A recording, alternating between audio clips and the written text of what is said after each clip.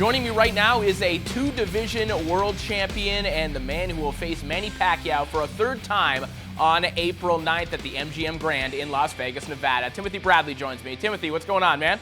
Hey, how you doing? Hey, Tim, first things first, I have to say, you let me down, man. You gave up on the vegan diet. Now I only have David Hay and Bryant Jennings to hang out with. I don't even know that we have anything in common anymore.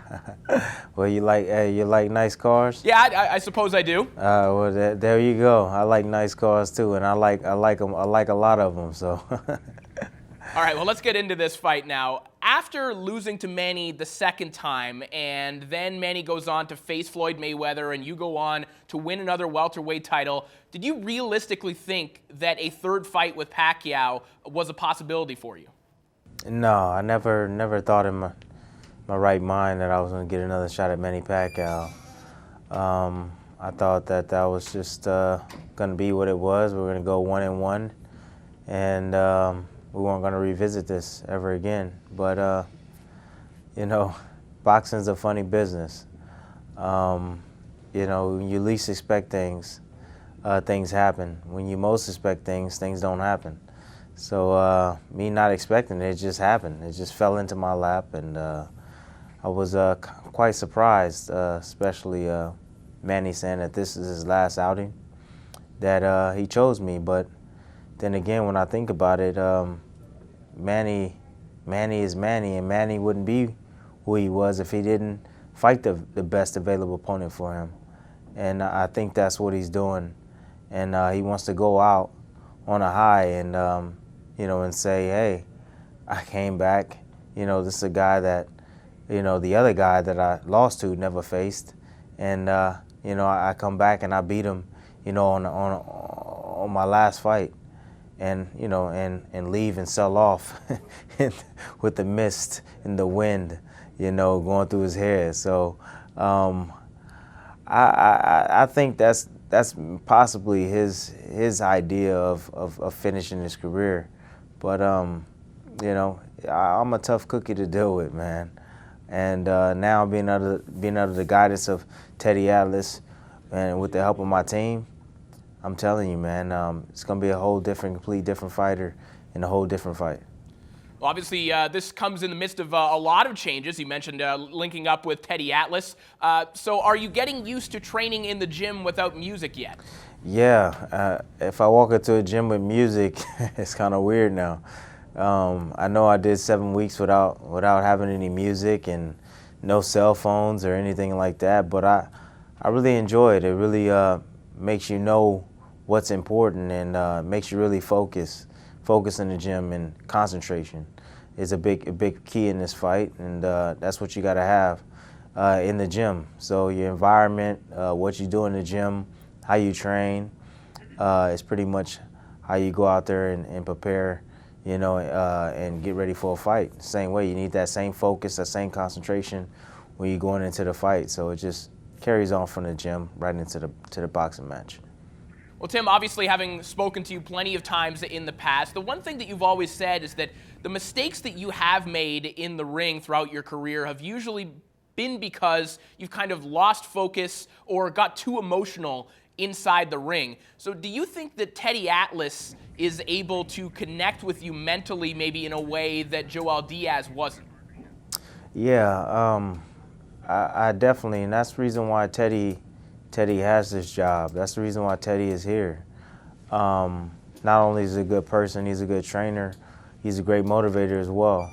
And, you know, Teddy has a way of getting what he wants out of people. I don't know, you know, it must be a gift. But he has a way of getting you to pay attention to him and to focus on him, because if you don't, you're gonna hear it. So he doesn't play, man, and he cares so much about me, not only as a fighter but as a person. And so and it shows itself in the gym, because, you know, he has this thing he says all the time. He says, Tim, he says, "There's such thing as perfect?" I say, "Yeah, there is." I say, "God is perfect." And he was like, "Well, you know what? We need to get darn close to perfect. You hear me? Darn close to perfect."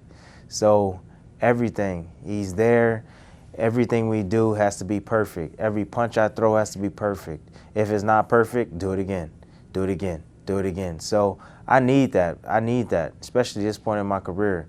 When I think about it and I sit down and I, talk with my wife, and I tell my wife, I can keep going, and she's like, I don't want you to keep going because you're getting hit too much, and I want you to enjoy life after boxing, Tim. I don't want boxing to retire you. So we talk about these things. So that's the reason why I made the change, and that's the reason why Teddy is here, because Teddy is definitely defensive minded and he's offensive minded. He's the total package, what I needed, what I was missing. And on top of that, there's discipline, there's focus, there's concentration that goes along with the training. Not only from me, but from him too, and from everybody a part of the team. He sets the stage for everybody. So there's a new sheriff in town, man. I'm telling you, April 9th, there's a new sheriff in town. His name is Timothy Bradley. Well, obviously, the one moment, the seminal moment that everyone's going to remember about your relationship with Teddy so far is, of course, the Fireman Speech during the Brandon Rios fight. Everyone at home was laughing about it. You're laughing about it right now, but clearly it resonated with you while you're sitting on the stool. Yeah, the fireman. He told me right before camp, he was like, we got to be firemen in this fight. That's what we're going to be. We're going to be firemen. He said Rios is going to bring that pressure. He's going to bring that heat all night, and we got to be able to withstand all that pressure and that heat. So he said, guess what? We're going to be firemen. So that was the theme of our training camp for that particular fight, was we were firemen. So when he came with that speech, I knew what it was about. I knew what it was about, but I never heard it before. He never said it before to me in the ring, during training camp. So I was very surprised, but it pumped me up, and then it kept me focused, and we got the job done. And I did move that fire, and I made that fire do what I wanted to do. And Brandon Rios ended up, giving up and letting me have that win and that knockout. And this theme for this fight is called The Log in the Ocean. That's the theme for this fight. I won't elaborate on it, but you can think about it and come up with something.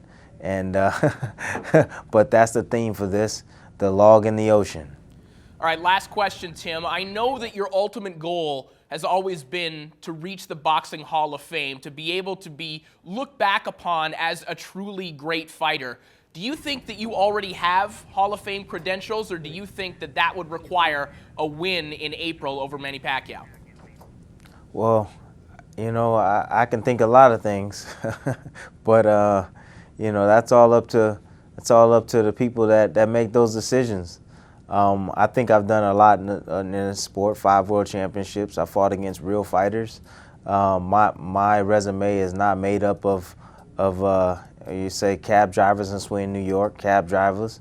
My resume is made up of fighting real fighters, real champions. So, of course, I believe I belong there. But, there's critics, and there's people that handle that. And, at the end of the day, when, my 10 years of boxing has passed, people will definitely be voting.